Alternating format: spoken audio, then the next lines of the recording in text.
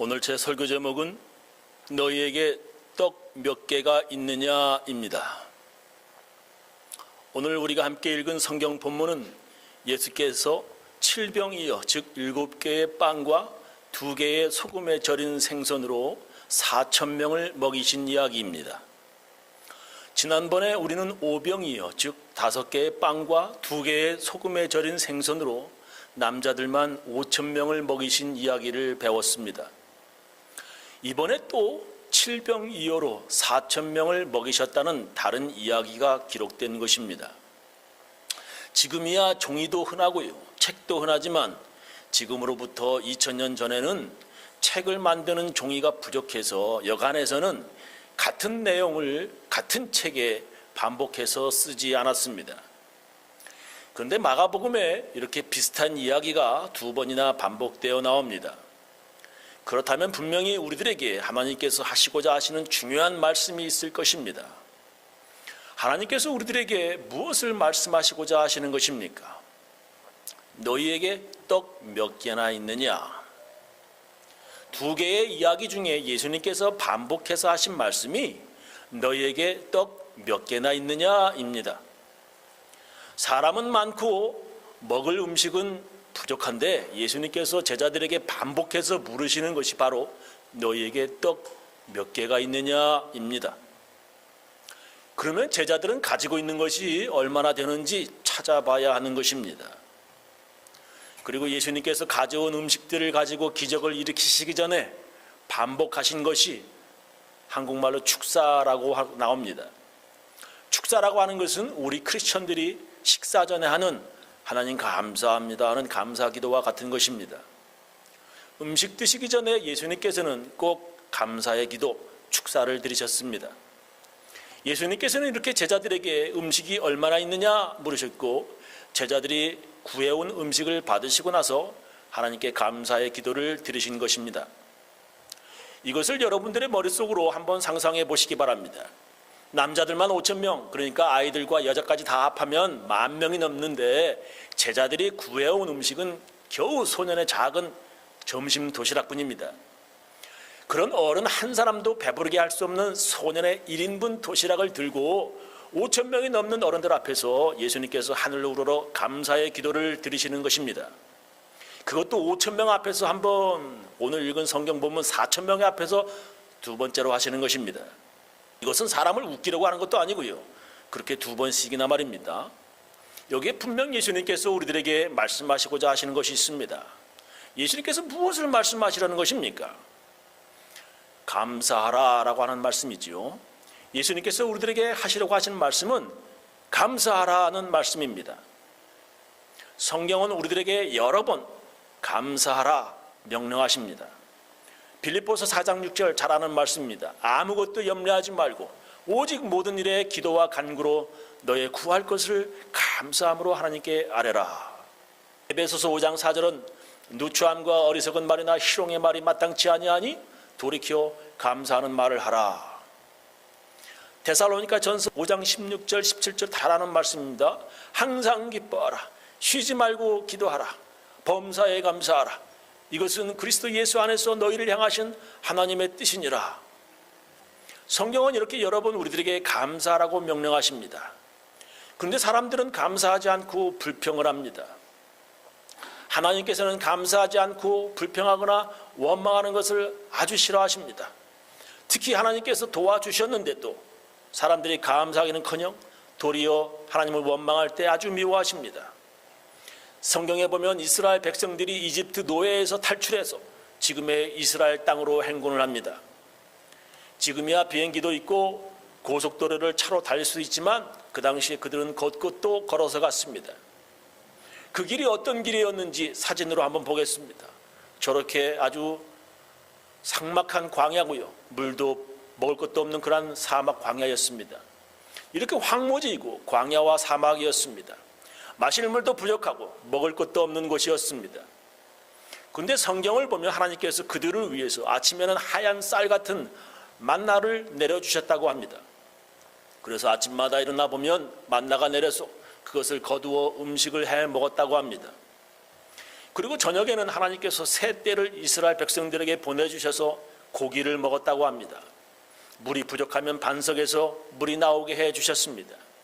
그리고 사막이기에 밤에 추우면 하나님께서 매일 밤 불기둥으로 텐트에서 이불도 없이 따뜻하게 잘 수 있게 해주셨습니다.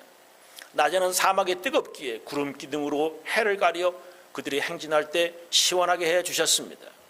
이런 신이 이 세상에 어디에 있습니까?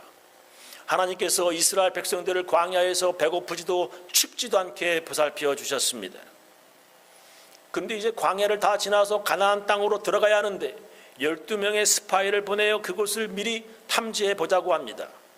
그래서 12명의 첩자를 보내어 알아보니 그곳에 사는 사람들이 모두 키가 큰 거인들이고 자기들은 그 사람들에 비하면 메뚜기 같다 보고합니다. 민수기 13장 32절 이하에 보겠습니다.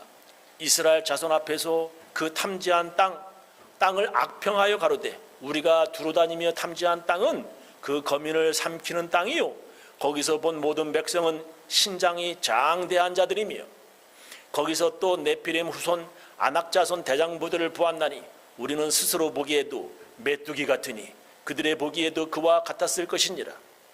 온 회중이 소리를 높여 부르짖으며 밤새도록 백성이 곡하였더라. 이스라엘 자손이 다 모세와 아론을 원망하며 온 회중이 그들에게 이르되 우리가 애굽 땅에서 죽었거나 이 광야에서 죽었다면 좋았을 것을 어찌하여 여호와가 우리를 그 땅으로 인도하여 칼에 망하게 하려 하는고 우리 처자가 사로잡히리니 애굽으로 돌아가는 것이 낫지 아니하랴. 이에 서로 말하되 우리가 한 장관을 세우고 애굽으로 돌아가자 하매 모세와 아론이 이스라엘 자손의 온 회중 앞에서 엎드린지라. 우리가 애굽 땅에서 죽었거나 이 광야에서 죽었다면 좋았을 것을 이라 말하며 통곡하며 하나님을 원망하는 것입니다. 그래서 하나님께서는 그 말을 들으시고 이렇게 말씀하십니다. 민수기 14장 26절 여호와께서 모세와 아론에게 일러 가라사대 나를 원망하는 이 악한 회중을 내가 어느 때까지 참으랴. 이스라엘 자손이 나를 향하여 원망하는 바 그 원망하는 말을 내가 들었노라. 그들에게 이르기를 여호와의 말씀에 나의 삶을 가리켜 맹세하노라. 너의 말이 내 귀에 들린 대로 내가 너희에게 행하리니. 하나님의 귀에 들린 대로 내가 너희에게 행하겠다. 여호와의 삶을 가리켜 맹세까지 하셨습니다. 여기에서 여호와의 삶을 가리켜 맹세한다는 말을 다른 성경은 어떻게 번역했는지 한번 보겠습니다. 현대인의 성경으로 보겠습니다. 너희는 그들에게 내가 이렇게 말한다고 일러주어라. 내가 분명히 말하지만 내가 살아있는 한 너의 말대로 해주겠다. 하나님이 살아계시는 한, 즉 하나님이 죽지 않는 한 들은 대로 하시겠다는 것입니다. 하나님은 죽지 않습니다. 그러니까 계속 언제까지나 들은 대로 너희들이 말한 대로 하시겠다는 것입니다. 그래서 죽겠다는 말이 하나님의 귀에 들리면 하나님의 귀에 들린 대로 그렇게 죽게 하시고 또한 그 말처럼 죽도록 힘들게 하시겠다는 것입니다. 그래서 그렇게 말한 사람들은 모두 광야에서 말한 대로 죽었습니다. 말이 씨가 되어 말한 대로 되어져 죽을 일이 계속 생겨나는 것입니다. 그래서 한국 사람들도 말을 바꾸어야 합니다. 배부르면 배불러 죽겠다. 더우면 더워 죽겠다. 추우면 추워 죽겠다. 미우면 미워 죽겠다. 화가 나면 화가 나서 죽겠다. 정말 말한 대로 하나님의 귀에 들린 대로 그런 죽을 일이 일어납니다. 젊은이들도 인터넷 자살 사이트에서 서로 만나 아직 새파랗게 젊은 남녀가 함께 연탄불 피워 연합하고 합심하여 자살합니다. 아이들도 아버지가 인터넷 게임 못하게 한다고 높은 아파트에서 떨어져 자살합니다. 엄마는 아빠가 술 먹고 집에 안 들어온다고 어린 아이 안고 높은 아파트에서 떨어져 자살합니다. 이젠 노인네들도 죽고 싶은데 안 죽어진다고 하면서 자살합니다. 자살하는 사람 간신히 구조해 놓아도 끝내 다시 자살에 성공해 보려고 다시 시도합니다. 그런 결심으로 한번 살아보면 좋으련만, 그런 독한 마음으로 다시 한번 살아보면 훨씬 더 나으련만, 내뱉은 말은 씨가 되고 말한 그대로 이루어지고 정말이지 무서울 정도입니다. 하나님께서는 하나님의 귀에 들린 대로 행하시겠다고 맹세하셨습니다. 여러분, 불평하고 원망하는 것이 아니라 감사하며 살아야 합니다. 그래야 감사하다는 말, 하나님 감사합니다라고 하는 말이 하나님의 귀에 들려서 말한 대로 감사할 일이 자꾸 생기게 해야 하는 것입니다. 하나님께서 들으시고는 맹세하신 대로, 그 들으신 대로, 귀에 들린 대로 감사하는 사람에게 감사할 거리가 많게 하실 것입니다. 그렇게 감사하려면 감사할 거리를 찾아야 합니다. 예수님께서는 제자들에게 너에게 떡 몇 개나 있느냐 물으십니다. 가지고 있는 것이 무엇냐 물으십니다. 감사하려면 제일 먼저 내가 가지고 있는 것이 무엇인지 찾아봐야 합니다. 잘 안 보이면 눈을 크게 뜨시고 확대경을 들고 찾아야 하고요. 그렇게 해서도 안 보이면 현미경을 들고서라도 아주 세밀하게 정성껏 찾아야 합니다. 먼저 작은 것부터 찾아야 합니다. 5,000명의 사람들에게는 한숨만 나올 정도로 적은 양의 음식인데 예수님은 감사의 기도를 드리셨습니다. 누구 코에 붙일 만한 터무니없이 적은 음식을 들고서도 예수님은 감사를 하신 것입니다. 예수님처럼 아주 작은 것부터 감사할 것을 찾으시기 바랍니다. 여러분, 여러분에게 아기 때부터 돌봐주셨던 부모님이 계십니까? 감사하셔야 합니다. 아직 살아계십니까? 감사해야 합니다. 어떤 사람들은 아기 때부터 버려져 다른 사람의 손에서 자란 사람도 있습니다. 여러분에게 형제 자매가 있고 남편과 아내나 자녀가 있습니까?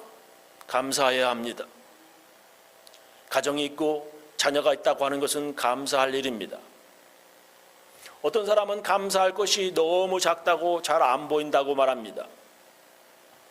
그러나 그런 작은 것을 잃어보면 그것이 얼마나 소중한 것인지 늦게야 알게 될 것입니다. 어리석은 사람은 잃고 나서 그것이 얼마나 소중한지 깨닫습니다. 어떤 사람은 건강이 얼마나 소중한지 건강을 잃고 나봐야, 병원에 입원해 봐야 그 건강의 소중함을 알게 됩니다. 너무 작아서 안 보인다고 합니다. 어떤 사람은 너무나 당연해서 잘 안 보인다고 합니다. 모두들 다 가지고 있는 당연한 것이기에 안 보인다고 합니다. 그러나 당신에게는 당연한 것처럼 보이지만 어떤 사람에게는 그것이 당연한 것이 아닙니다. 당신이 당연하다고 생각되는 것이 어떤 사람에게는 너무나 부러운 것이 되기도 합니다. 동영상 하나 보시겠습니다. 나이지리아에는 평생을 세숫대야에서 살고 있는 19살 소녀가 있습니다. 조그만 대야 속에서 사람이 산다는 게 언뜻 이해가 되지 않는데요. 소녀의 안타까운 사연 함께 보시죠. 한 여성이 파란색 대야를 번쩍 들어올리는데 그 안에 얼굴이 보입니다. 작은 대야 안에 온몸이 쏙 들어가는 19살 소녀 라마입니다. 생후 6개월 때 갑작스러운 고열과 복통에 시달린 뒤 머리와 가슴만 자라고 팔과 다리는 성장이 멈췄습니다.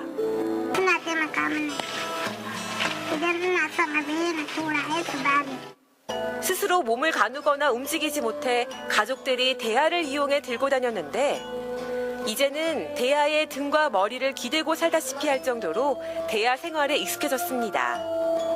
가족들은 이런 라마의 손과 발이 돼주고 있습니다.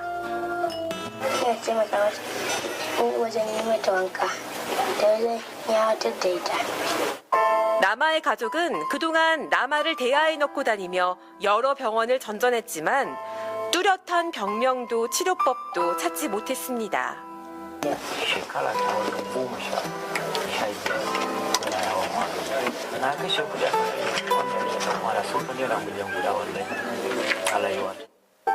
좁은 대야 속에서 툭하면 찾아오는 통증을 견뎌야 하지만 라마는 밝은 미소와 당찬 꿈을 잃지 않고 있습니다.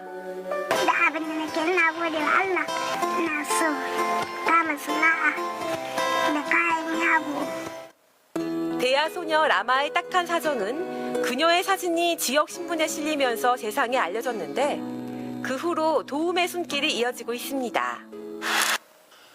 나이지리아 대야에 사는 소녀에 대한 동영상입니다. 19살인데도 머리와 가슴만 자라고 한쪽 팔과 다리는 성장이 멈췄다는 것입니다. 그래서 다 커서도 저렇게 대야에 들어가 산다는 것입니다. 저는 그 동영상을 보면서 그녀가 한 말 때문에 잠시 동안 깜짝 놀랐습니다. 사진을 보시겠습니다. 신에게 항상 감사해요. 없는 게 없는 슈퍼마켓을 운영하는 게 꿈이에요. 예, 감사한다는 말입니다. 신에게, 그것도 항상, 이 항상이라고 하는 말 때문에 제가 감동이 됐어요. 우리가 가진 다리, 발, 손가락 아주 작은 것이고 당연히 다들 있는 것이라 생각합니다. 그러나 가지지 못한 사람들도 있습니다. 그런 사람도 감사하며 살아가는데 모두 다 가진 사람들이 불평하고 원망합니다. 가지지 못한 사람들도 감사하며 살아가는데 다 가진 사람들이 높은 아파트에서 퍽퍽 떨어져 자살합니다. 동영상 하나 더 보시겠습니다. 신경섬유종증이라는 희소난치병을 앓고 있는 심현희 씨입니다. 얼굴 피부가 늘어져서 눈과 코를 거의 막고 있고 턱과 볼에는 큰 혹이 자라고 있습니다. 어제 저희 SBS 세상에 이런 일이에 사연이 소개되고 나서 많은 분들이 격려와 온정의 손길을 보내주셨습니다. 덕분에 심 씨는 서울의 한 병원에서 치료를 시작하게 됐습니다. 남주현 기자가 보도합니다. 성함이 어떻게 돼요? 무거운 종양 때문에 입과 코가 처져서 이름 석자 말하기도 힘겹습니다. 숨쉬고 밥을 먹고 세수하는 평범한 일상도 현희 씨에게는 전쟁입니다. 다 죽는다 사람들이 그러는데 지금까지 그래도 살아있는 게 감사하지요. 건강한 모습으로 태어났던 현희 씨는 돌 무렵부터 피부에 과도한 신경섬유세포가 자라나기 시작했습니다. 본래 얼굴을 잃고 2살 때는 녹내장으로 시력까지 손상됐습니다.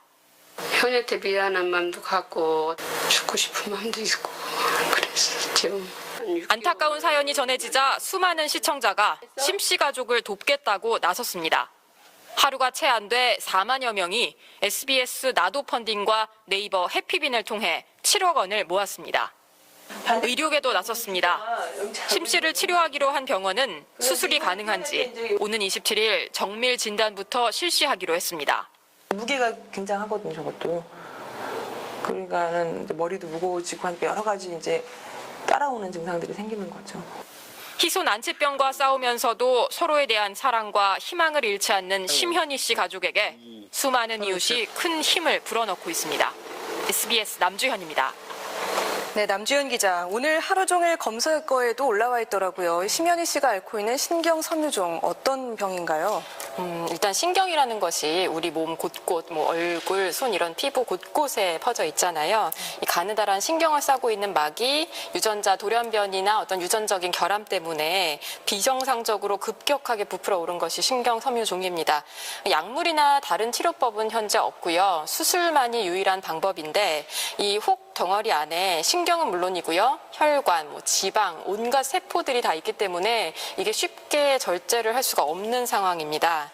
또 어제 방송을 보셨으면 아시겠지만 그 10여 년 전에 수술을 할 때 출혈이 너무 심했다 그런 이야기가 있었는데 이 섬유종 안에 있는 혈관이 비정상적인 혈관이기 때문에 탄력이 떨어져서 지혈도 쉽지 않다고 합니다. 네, 수술이 쉽지 않다는 얘기인데 그래도 지금 상황보다 조금 더 나아질 수 있는 방법은 없을까요?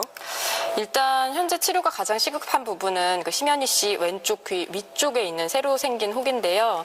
이게 너무 갑자기 자란 데다가 막 열이 나고 단단해서 악성일 가능성이 높다고 합니다. 그래서 일단 절제를 해야 하는 상황인데 삼성 서울병원 측에서 일단 수술이 가능한지 여부를 검토하고 있습니다.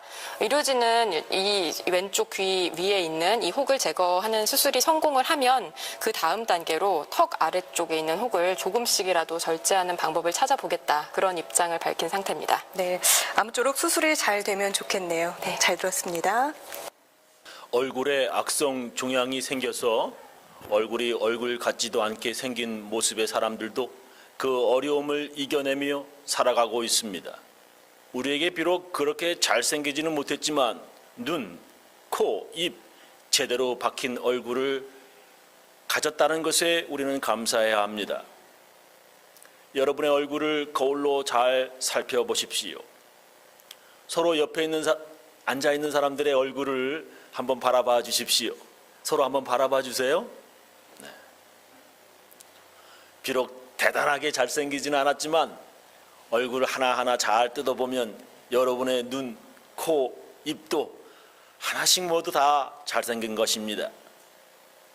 어떤 사람은 당신의 얼굴보다 아주 잘못된 배열을 가지고도 감사하며 사는 사람이 있습니다. 감사는 감사할 거리를 아주 세밀하게 찾아야 감사가 보이는 것입니다.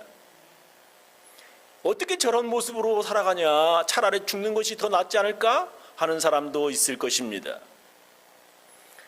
그러나 그렇게 생각하는 사람에게는 사는 게 그렇게 큰 가치가 없습니다. 그러니까 감사할 것도 없는 것입니다.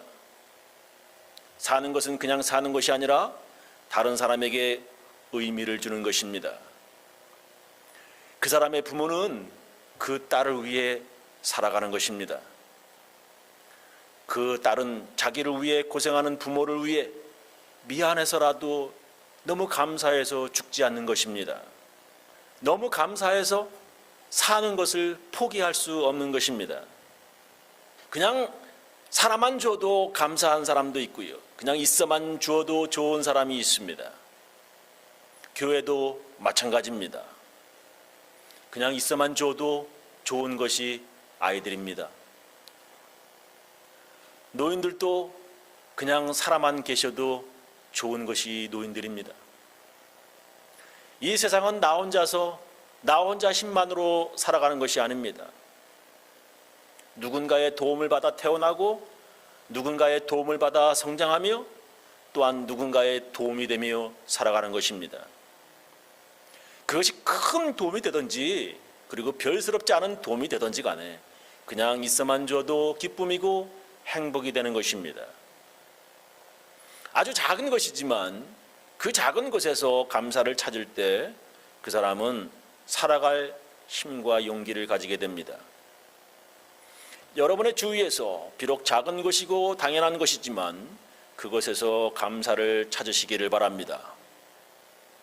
예수님께서는 제자들에게 너희에게 떡 몇 개가 있느냐라고 물으십니다. 많이 찾는 사람은 많은 감사를 느낄 것이고요. 적게 찾는 사람은 그렇게 적게 감사를 느낄 것입니다. 예수님께서 아주 적은 음식을 들고 하나님께 감사하셨듯이 우리들도 그렇게 작은 것에 감사하며 살아야 합니다. 다음 주일은 우리가 1년 한 해를 되돌아보며 하나님께 감사하는 추수감사 주일입니다. 모두들 감사를 많이 찾아 다음 주일 추수감사 주일에 하나님께 온 가족이 감사하는 주일이 되시기를 바랍니다. 우리 교회는 매년 추수감사 주일에는 가족별로 제단 앞으로 나와서 추수감사 주일 헌금을 드립니다. 가족들 각 사람 모두 한 손에는 과일을 들고 다른 한 손에는 헌금을 들고 각 가족별로 앞으로 나와서 추수감사 주일 헌금을 드릴 것입니다. 다음 주일에 가족별로 각각 한 사람의 한 개의 과일과 추수감사주일 헌금을 준비해 오시기 바랍니다. 하나님께 추수감사 예물 드리면서 잊지 마시고 감사합니다 라고 기도하십시오.